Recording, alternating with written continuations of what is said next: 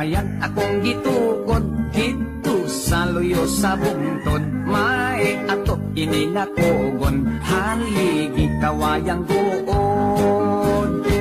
Ug ang gamay na kong kaingin, gitamnan kong mga saging na muhit kong mga hayop, baboy, manok, kabaw ug kanding.